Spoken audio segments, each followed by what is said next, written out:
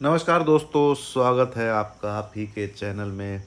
और इस वीडियो में थोड़ा हम बात करेंगे दोस्तों, जो मूड, माहौल, एनवायरनमेंट, थिंकिंग, साइकोलॉजी, इन चीज़ों के ऊपर। कोई ये टेक्निकल एनालिसिस नहीं है, कुछ नहीं है। कोई just information, knowledge and my view, मैं क्या सोचता हूँ एंड दुनिया में क्या हो रहा है, अपने मार्केट ने क्या बिहेव किया है, ये सब चीज़ें, ऐसी कुछ बातें। ठीक है। तो अभी अ, आप लोग काफ़ी यूट्यूबर्स को फॉलो करते होंगे, मुझे फॉलो करते हैं तो काफ़ी को भी करते होंगे। और फॉरेन के भी कुछ काफ़ी अच्छे यूट्यूबर्स हैं, जैसे यूके के हैं कुछ, डाउ जोन्स वगैरह, इनको मैं उनको भी देखता हूँ। तो एक चीज़ आपको कॉमन मिलेगी आज की डेट में, क्या? डर। डर का माहौल तो है कि क्या बिल्कुल जीरो हो जाएगा, क्या ऐसे हो जाएगा, क्या वैसे हो जाएगा, 50% करेक्शन तो मिनिमम है, ऐसा होने से 20% करेक्शन आएगी। ये आम बात है आज की डेट में। ठीक है, ये आम बात। अब फिर इस पे मार्केट गिर रहा है तो क्या करना चाहिए, वैसे करना चाहिए। इस देखिए दोस्तों, मेरा एक एक चीज़ कहना है। मैं भी बोल रहा हूँ, जो बाकी सब बोल रहे हैं मैं भी बोल रहा हूँ। अब मुझे किसी ने टेलीग्राम पे भी मैसेज किया हुआ है, वहाँ पे कमेंट्स में भी लिखा हुआ है यूट्यूब, तो सिर्फ डराने का काम है तुम्हारा, तो तुम्हारी आत्मा बियर की है। अरे भैया, मेरी आत्मा क्या बियर की, मेरा काम क्या डराना, मेरी मत सुनो ना। वर्ल्ड बैंक भी डरा रहा है दुनिया को, आईएमएफ वाले भी डरा रहे हैं दुनिया को। ठीक है, वो फेड वाले चचा आ रहे हैं, वो भी झूठ बोल रहे हैं। ठीक है, फेड का जो प्रीवियस चेयरमैन है वो भी झूठ बोल रहा है। गोल्डमैन सैक्स वो भी झूठ बोल रहा है। ठीक है, फिच रेटिंग एजेंसी है वो भी झूठ बोल रही है। मूडीज़ वाले वो भी झूठ बोल रहे हैं। मैं अकेला है मैं बोल, तुम गलत हो, इनको कोई नहीं बोलेगा कि तुम लोग गलत बोल रहे हो। ठीक है। अरे भैया, मैं तो, ये लोग तो अब बोल रहे हैं। मैं कभी न्यूज़ पे फंडामेंटल के बेस पे इस उस पे कुछ नहीं बोलता हूँ। मैं जब बोलता हूँ जब चार्ट बोलता है। ये फ़र्क है कि मैं 1 डेढ़ महीने से बोल रहा हूँ और आपको ये चीज़ें अब सुनने को मिल रही होंगी। ठीक है, ये फ़र्क है। चार्ट बोलता है तो मेरे मुंह से जब निकलता है। टेलीग्राम पे मैसेज पड़े हुए हैं कि भैया मार्केट जिस हिसाब से ऊपर जा रहा है, मैंने लिखी है वहाँ पे चीज़ें, या तो भैया बहुत ही कुछ बुरा होने वाला है या बहुत बुरी न्यूज़ आने वाली है, मुझे नहीं पता क्या आने वाली है। पर क्योंकि चार्ट पे न्यूज़ थोड़ी उभर के आती है, बट चार्ट बोलता है। ठीक है, ये चीज़ें मैंने अब से नहीं, एक 1 डेढ़ महीने पहले से बोल रहा हूँ मैं। पर चार्ट बोलेगा ऊपर जा रहा है तो फिर मैं बोलूँगा भैया ऊपर जा रहा है। हाँ, बट फंडामेंटली ऊपर से आप उसको रिलेट नहीं कर सकते, ये ज़रूर सच है। ठीक है, ये ज़रूर सच है, इसमें कोई दो राय नहीं है। आप देखिए, वर्ल्ड मार्केट पूरा गिरा है, अपना मार्केट ऊपर गया है। अब फंडामेंटली उसको कौन जस्टिफाई कर, टीवी वालों के अलावा, टीवी वाले तो भैया, वो मार्केट 12,430 से गिरा था, 200-300 पॉइंट का फॉल आया था पहले दिन, याद कीजिएगा। वो जब ट्रंप वाले चचा, ट्रंप 2000, हाँ, वो घूमने आए थे, फरवरी का टाइम था। ठीक है, उन्होंने तो तब भी बोला खरीदो। 11,000 पे आया खरीदो, 10,000 पे आया खरीदो, 9,000 पे आया खरीदो, 8,000 पे आया खरीदो। मतलब खरीदते रहो। अब खरीदते रहोगे तो एक दिन तो बताओ कि बेचे कब, ये प्रॉफिट बुक करें कब।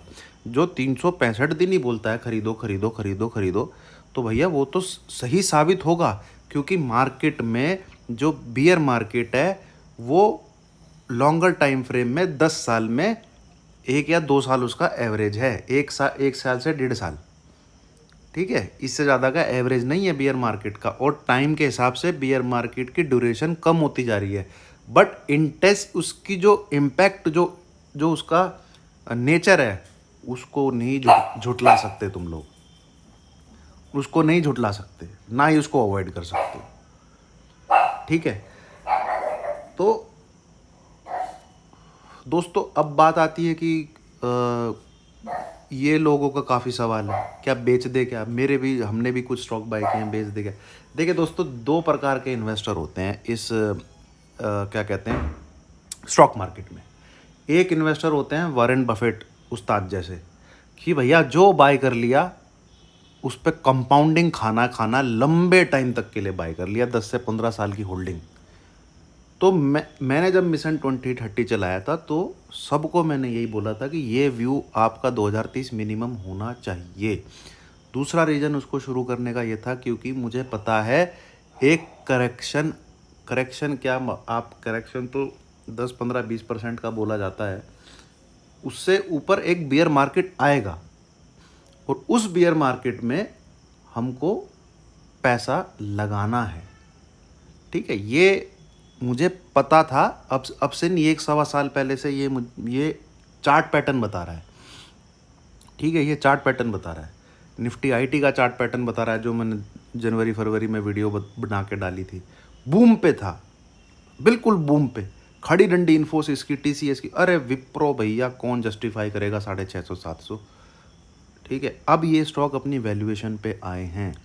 उसी प्रकार से कम भी भैया आप कह लीजिए 70 से 80% स्टॉक्स ओवर वैल्यूड हैं, मूड माहौल दुनिया को देखते हुए। और पिछले 2 क्वार्टर के रिज़ल्ट कोई इतने तगड़े रिज़ल्ट नहीं आए थे, इतने कोई अच्छे रिज़ल्ट नहीं है, जहाँ पे आज की डेट में ट्रेडिंग ये वैल्यूएशन बैठी हुई है स्टॉक मार्केट की। तो ये चीज़ें भी हैं। ठीक है, पर मैं बोलता हूँ जब चार्ट बोलता है, चार्ट बोल रहा है कि भैया वो देखिए 2022 में तेज़ी नहीं होगी, ये वीडियो मैंने जनवरी फरवरी में बना के डाल दी थी कि 2022 में तेज़ी नहीं होगी। उस समय टेलीग्राम पे तो काफ़ी कम लोग थे, और 2 4 तो ऐसे थे, 2 4 क्या 5 6, तो 16,000 तो इस ज़िंदगी में देखने को नहीं मिलेगा। ये वो वाले एनालिस्ट थे जो 2020 के बाद पैदा हुए हैं, जिन्होंने मार्केट को गिरते हुए नहीं देखा है। अब चड्डी फटी के ढोल, पता नहीं क्या बोलूँ। ठीक है, तो थोड़ा सा पीछे के भी चार्ट पैटर्न को पढ़िए। ठीक है, तेज़ी तेज़ी तेज़ी तेज़ी तेज़ी तेज़ी होती है, 10 में से 8 साल तेज़ी ही होती है, मैं तो ये कहता हूँ। पर एक जो मार्केट था, जो बियर मार्केट था, वो ड्यू है। ठीक है, कोविड वाले को आप बेयर मार्केट नहीं कह सकते, वो एक सडन करेक्शन आई, सडन ही वो वी शेप टाइप रिकवरी हो गई। वो ठीक है, उसको क्रैश की श्रेणी में डाला जा सकता है क्योंकि आप वहाँ से गिर गए थे 30-35%, क्रैश तो था वो। पर रिकवरी जिस हिसाब से हुई थी, और उस रिकवरी के बाद जो ये वर्ल्ड मार्केट ऊपर चढ़े हैं, ये सिर्फ और सिर्फ printing of dollars, liquidity, no fair valuation. तो वो भी एक चीज़ मेरे दिमाग में है। ठीक है, अब बात करते हैं दोस्तों साइकोलॉजी की। साइकोलॉजी मतलब आप कह लीजिए, अगर आप देखिए मार्केट क्या है ना, मार्केट का बिहेवियर अगर आपको चेक करना है तो ग्रोथ वाले स्टॉक्स को चेक कीजिए एंड निफ्टी की मूवमेंट को चेक कीजिए। आप चार्ट खोलिए 2019 से 2020 वाला, वो 1 साल का चार्ट खोलिए। उसमें निफ्टी आपको 10,000 से 12,000 के बीच में 2 से 3 बार दिखेगा। 10,000 आता है, फिर ऊपर जाकर नया टॉप लगाता है, 10,000 आता है, फिर ऊपर जाकर नया टॉप लगाता है, 10,000 आता है, ऐसा तो उसने 3 बार किया, ऐसा कुछ। ठीक है, और अभी क्या हुआ है, नीचे की तरफ नया लो लगाता है, फिर एक बार ऊपर की तरफ जाता है 18,000, नीचे की तरफ नया लो लगाता है, फिर एक बार ऊपर जाता है 18,000, नीचे की तरफ नया लो लगाता है, फिर एक बार ऊपर जाता है 18,000। और जब जब रैली होती है, जब जब रैली होती है, 2 या 3 सेक्टर को पकड़ लिया जाता है और मार्केट को ऊपर उठा दिया जाता है। अब जो रैली हुई थी उसमें ऑटो और बैंकिंग को पकड़ के इन्होंने उठाया था, और जो सबसे पहली रैली हुई थी 16,400 से, जब इन्होंने फार्मा वाले स्टॉक पकड़ के उठाया था। ठीक है, अब ये ऑटो, बैंकिंग, एनबीएफसी, ये तो तीनों ही थे इस बार, और मार्केट टॉप के पास है। बट आप चेक कीजिए, कुछ स्टॉक्स को छोड़ के बाकी सब अपने टॉप से 10-10, 20-20, 25-25% नीचे। तो ये दिखाता है डिस्ट्रीब्यूशन।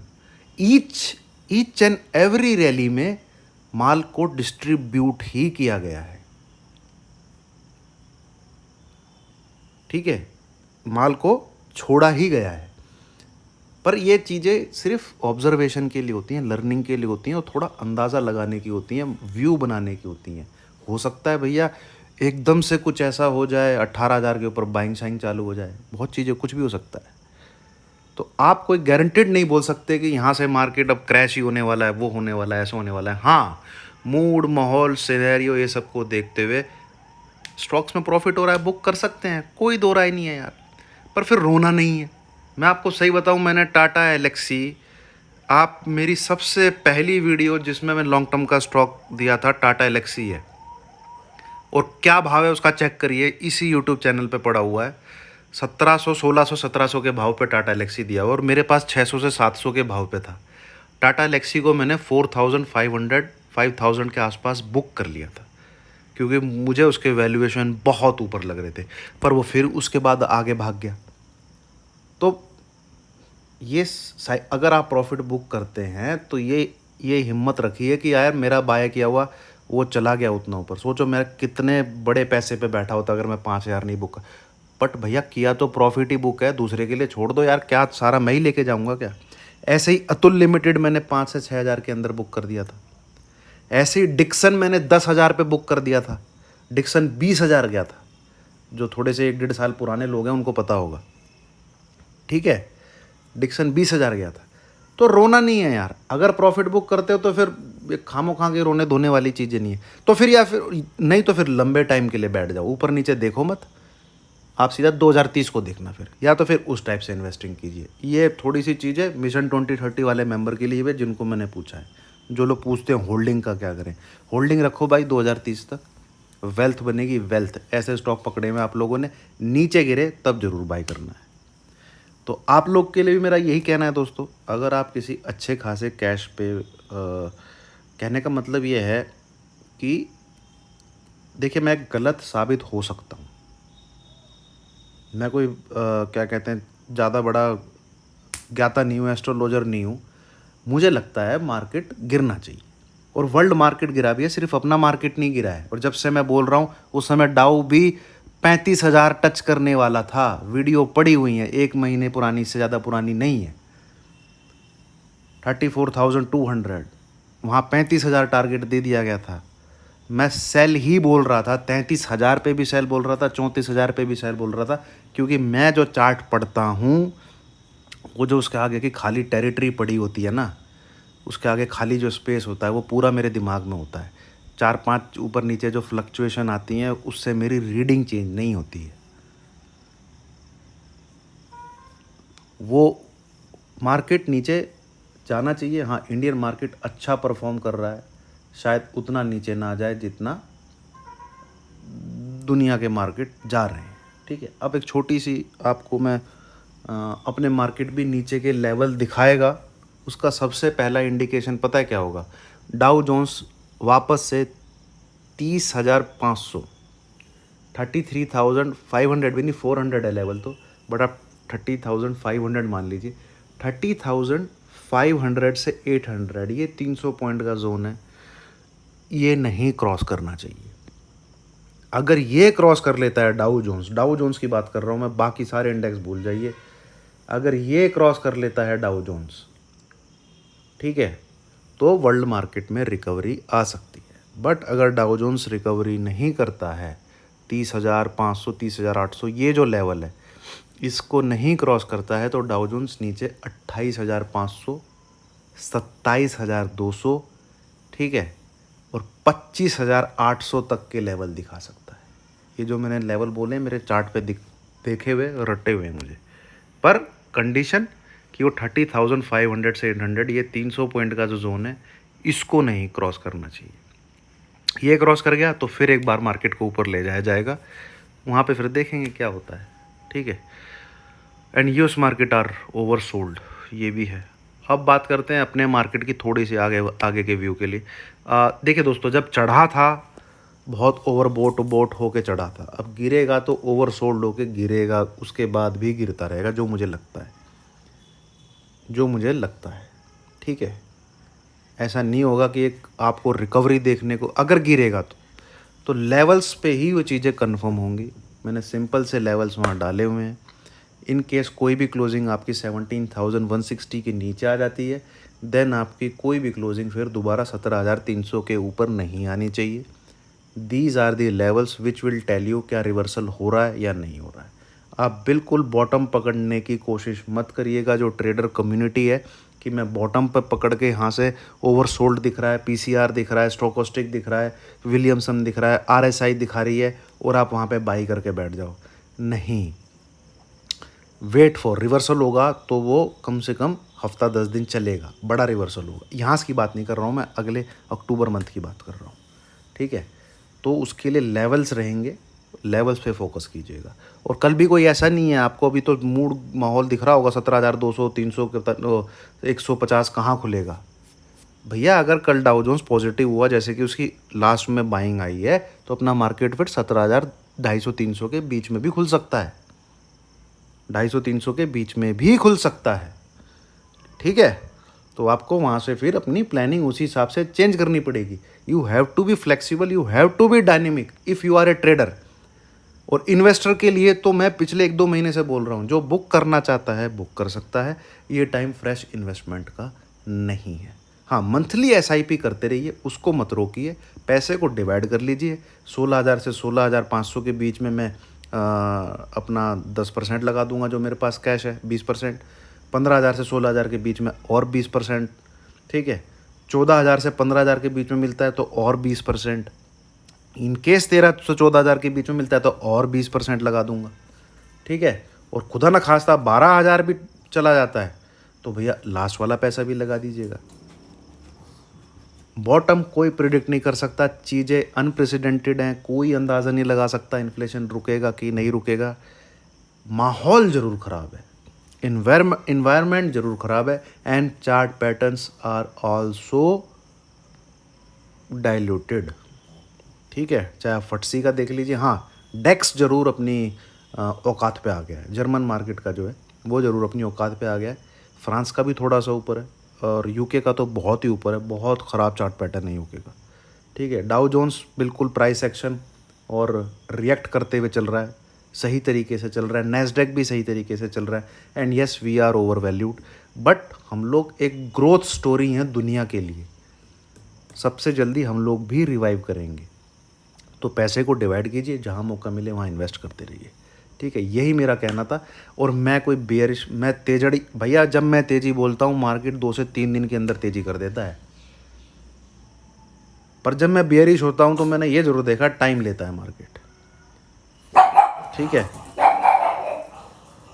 तो टाइम के हिसाब से बियर बन जाओ, टाइम के हिसाब से बुल बन जाओ, नहीं तो इंसान बने रहो यार, क्या बियर बुल, ठीक है। मार्केट में हो प्रॉफिट जब भी है जब वो आप डीमैट अकाउंट से अपने बैंक अकाउंट में डालते हो, अदरवाइज वो वर्चुअल प्रॉफिट है, वो वर्चुअल प्रॉफिट है जो आपके डीमैट अकाउंट में है। दिस इज़ द ट्रुथ, ये याद रखना, ठीक है। Thank you very much.